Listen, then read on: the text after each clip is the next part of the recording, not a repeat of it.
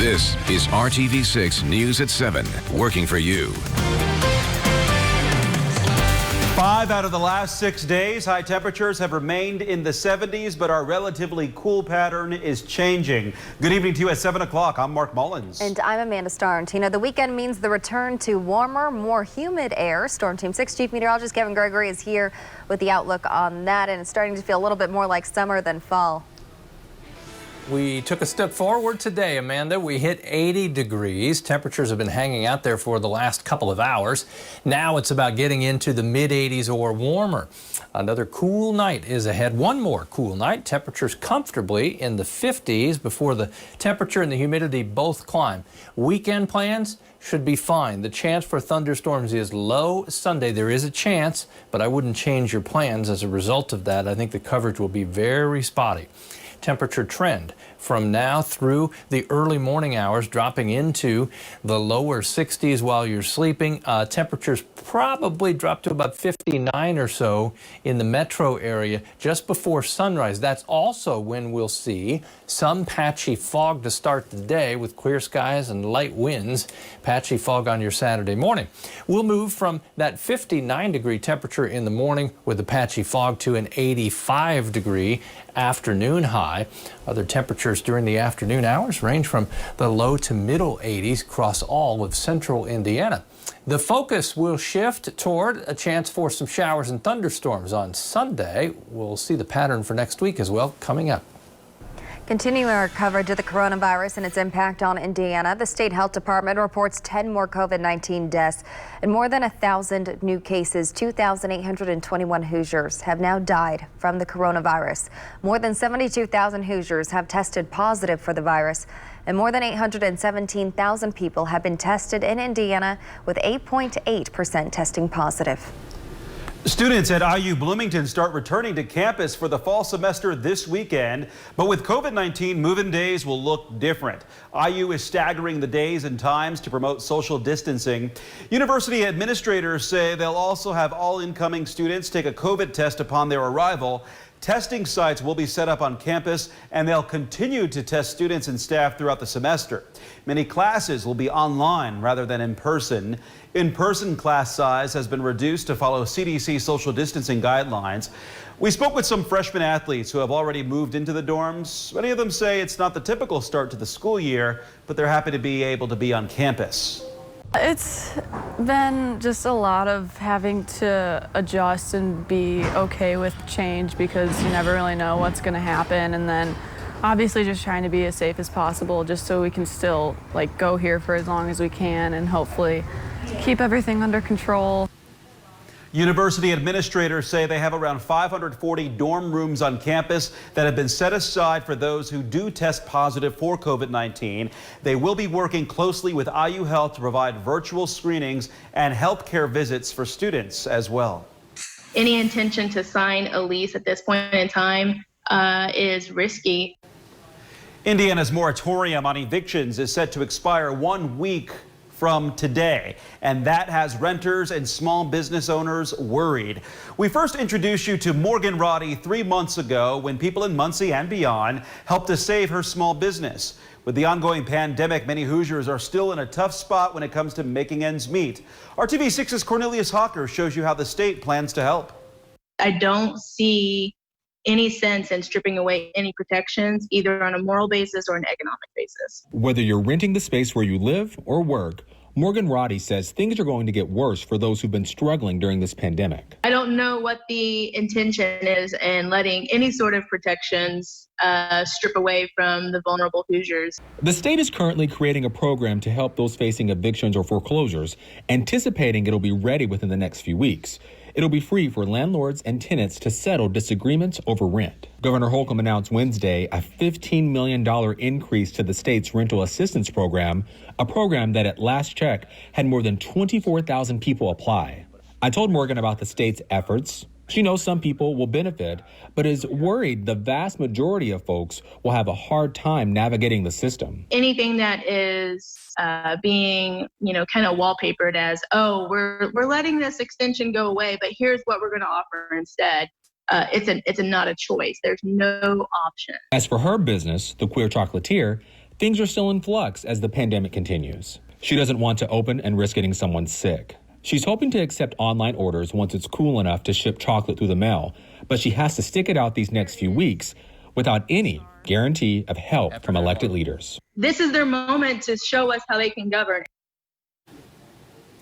That was Cornelius Hawker reporting. The expiration date of the eviction moratorium, August 14th, marks the date that landlords can file the necessary paperwork to begin the process. You can learn more about rental assistance programs offered by the state and Marion County at our website, theindychannel.com.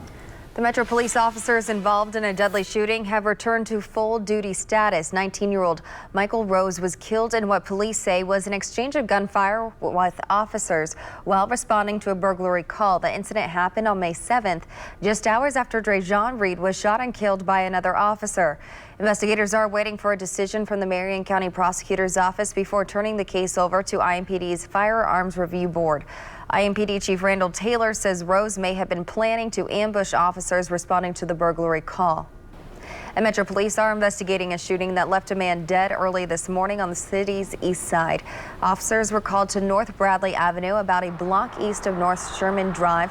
When they arrived, they found a man suffering from a gunshot wound. He was taken to Eskenazi Hospital where he died. So far, there's no word on what may have led up to the shooting. If you have any info, you're asked to call Crime Stoppers at 317-262-TIPS. Certain numbers continue to rise as COVID-19 keeps a grip on the U.S. But tonight, some slightly positive news. The latest coming up next. This is RTV6 News at 7, working for you. The U.S. death toll from the coronavirus continues to climb, but new numbers may suggest the nation is coming down off its peak of confirmed cases. But there are grim predictions of how many Americans may die from the virus by year's end. ABC's Andrew Dimbert is tracking the latest developments from Washington, D.C. As of Friday, over 160,000 American lives lost from the coronavirus pandemic. New studies show a surge in deaths could be on the way. What's happening now was triggered 2 weeks ago. What you're doing now is going to manifest itself 2 weeks from now. The University of Washington predicting 300,000 deaths in the U.S. by December. However, there are encouraging signs the pandemic may be coming off its peak. And an internal FEMA memo obtained by ABC News suggests confirmed cases are coming down. With the fall school year fast approaching or already in session in some states, safety protocols remain a top priority. I saw many people were not wearing masks, and it was making me feel really unsafe and uncomfortable to be in school. In Paulding, Georgia, another student was reportedly suspended and reinstated a few days later after sharing this photo of kids crammed in a hallway, many not wearing masks. And in Florida's Orange County, some students head back to the classroom, others will continue learning online. This is an extremely challenging time. On Thursday, that state reported more than 7,600 new coronavirus cases. In New York, once the epicenter of the pandemic, class is back in session. Governor Andrew Cuomo authorizing all school districts to reopen this fall. And in an effort to reduce risk in public places, changes are being made in cities across America. For instance, in Illinois, where the governor is calling for new rules on wearing masks. I mean, this is a make or break moment for the state of Illinois, for making sure that people are doing everything they can to mitigate, to reduce the spread. Many are hoping the development of a vaccine will really drive down the number of those infected. But health officials and vaccine developers believe it won't be ready until 2021. My personal opinion, with no guarantee, that we'll probably have an answer sometime November, December. And with the election right around the corner in the midst of the coronavirus outbreak, the CDC now recommending there be more voting options, including possibly extending the voting period to reduce the number of people who would be in polling stations at the same time. Andrew Dimbert, ABC News, Washington. Major sports leagues have made big changes in order to play during the pandemic. We'll tell you why that's even harder when dealing with college athletes. Coming up. Well, the closest thunderstorms, northern Minnesota or north of Kansas City. That's tonight. Where will they be on Sunday? The answer coming up.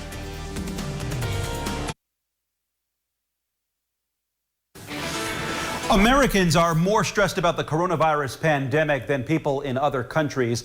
A Commonwealth Fund study showed 33% of Americans suffered emotional problems during the pandemic, compared to 10% in Norway and 26% in Canada. A third of Americans say they cannot afford basic necessities to live due to the economic fallout, compared to just 6% in Germany and 24% in Canada. A Commonwealth Fund spokesperson says this study was a rare look at a problem impacting everyone at the same time.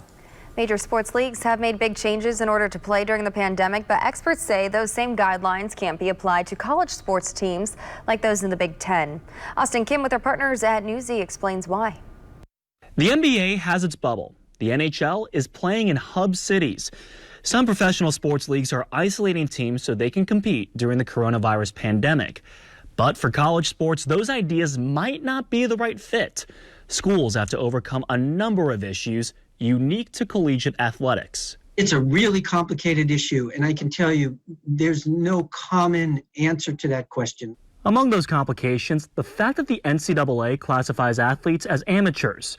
Until recently, the organization was adamantly against players making money because they don't consider them pro athletes. That's why there's concern about playing in a bubble. You are restricted for the sole purposes of playing games that are highly commercialized and are going to produce a lot of money for us as universities. That would be very problematic, and no one in college sports wants to do that, because then you really are openly admitting that they're employees at that point. Some of the major conferences are scaling back their schedules, but that still involves groups of people traveling to different states, which increases the risk of contracting the virus. Plus, there's the campus element that factors into all of this. That even if everyone is careful in the collegiate sports environment as well as in colleges, there are going to be cases of COVID on campus. That was a concern brought up in a call between Southeastern Conference officials and SEC football players. The Washington Post obtained audio of that call. One player expressed concern about students returning to campus and going to class with others who could unknowingly infect the athletes. To the credit of a conference like the SEC, they are having this dialogue, with some players. They leaked out. They didn't want it to be leaked out. But I think the fundamental part is that the players aren't hearing the answers of what will make them feel safe. The NCAA has urged colleges and universities to create plans for athletes to train on campus safely. Among the actions it took, setting up a hotline for athletes to anonymously report institutions that don't follow all of the COVID-19 protocols. Major conferences are still holding out hope. That's because there's a financial incentive. If sports like football don't return, they are going to face some major financial challenges. And a lot of it is because of the way that they are so addicted, for lack of a better word, to football revenue. That is a huge part of their model, and it pays for everything else. And college sports has a major spending problem. That cash goes to extravagant facilities and multi-million-dollar coaching salaries. But Solomon says we may see a change in that spending in light of the economic fallout of the pandemic. Austin Kim, Newsy, Chicago. And you've made it the end of the week. Friday forecast looked good, and it's been a great day. We'll have a nice evening. It's already in progress. We've actually hit our high today just in the last hour here, so with the sun not setting till about 9 o'clock, you still heat up. 77 in Greenwood, that's one of the cooler spots. Otherwise, Muncie and Bloomington right at 80. I show you the radar, not because we need it tonight or tomorrow. The closest thunderstorms, as I showed you, were northern Minnesota and Kansas City. For us, our chance for thunderstorms increases mainly Sunday afternoon from the west. Whether it makes it all the way into central Indiana, still an open question. Temperatures cool enough, you can open the window overnight tonight. You won't be doing that later in the 7-day forecast because temperatures will be that much warmer and the humidity will be higher as well. As you look at the low temperatures, just keep in mind, I do think we're going to have some patchy fog around sunrise tomorrow. That will burn off as we warm up. The wind is light, the sky will be clear, kind of a recipe for that fog first thing. 84 is the average high, whereas we haven't been in the 80s, but 2 days this month, we're finally getting on a daily basis into the 80s, and in most cases above average for this time of year. There's a trend that becomes obvious quickly, a daily chance for showers and thunderstorms. returning Sunday and continuing through much of next week. We'll add to the mix then the fuel for the thunderstorms. That would be the humidity. It'll be noticeable Sunday, most noticeable Monday, when we're kind of at the top of the scale, which means any thunderstorms that develop have the heavy rainfall potential. Temperatures close both days to the mid-80s. Sunday a little bit warmer. The afternoon heating could get cut off as a result then of thunderstorms and the cloud cover from the storms coming from the west. Temperatures, they're mid-80s Terre Haute tomorrow afternoon and Indianapolis. The wind is out of the south. It will be light around 5 miles per hour. As you see, temperatures Sunday up to 87 for the high with a mixture of clouds and sunshine. I'll show you from Sunday morning into the afternoon. There's the area of showers and thunderstorms west of Champaign, fading as they come to the east. We'll see the cloud cover from that, and notice the yellow there in the western portion of the state. Temperatures will be in the mid-80s, maybe a little cooler as a result of the showers and thunderstorms moving that way. Next week, daily chance for showers and thunderstorms, most likely, I'd say Monday and Wednesday that we'll have the showers and thunderstorms around. 7-day forecast over the next 7 days. Temperatures warm into the low 70s for overnight lows. Quite a change from the low 50s that we've had on several occasions. Temperatures, they'll be in the upper 60s even after they cool down a little bit next week, and that daily chance for thunderstorms as well. Mark, Amanda?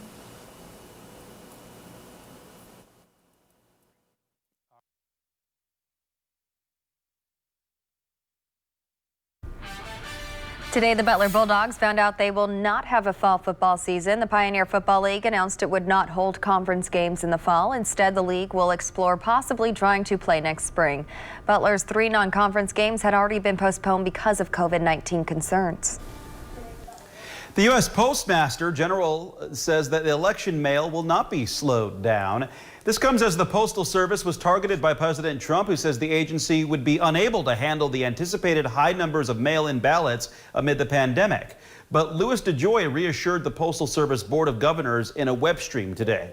We will do everything we can to deliver election mail in a timely manner consistent with our operational standards. Despite any assertions to the contrary, we are not slowing down election mail or any other mail.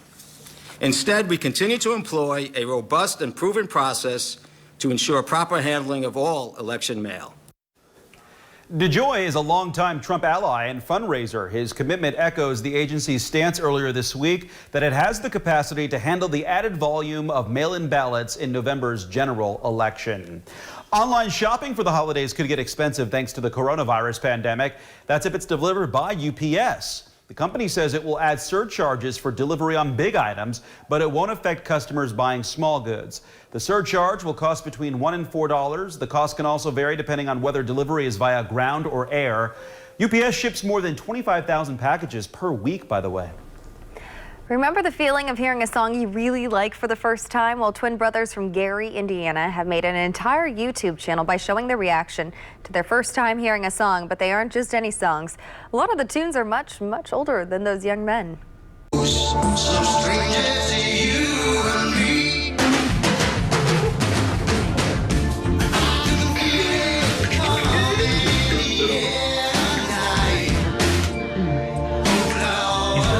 Sleeping on me. That's what, I ain't never seen nobody drop a beat 3 minutes in a song. Their YouTube page is called Twins, the New Trend. They have reviews of all kinds of music from Dolly Parton to Salt-N-Pepa to opera. Their videos have more than 21 million views since they created it 5 years ago. Kevin. Phil Collins, I recognize that music. Temperatures tomorrow you'll recognize in the upper 50s. They won't be that cool though the rest of the 7-day forecast. Sunday morning obviously noticeably warmer. Monday morning up to 71 degrees. Have a good weekend. Mark and Amanda. Thank you for making RTV6 your choice for news. Our next newscast is tonight at 11. We'll see you then.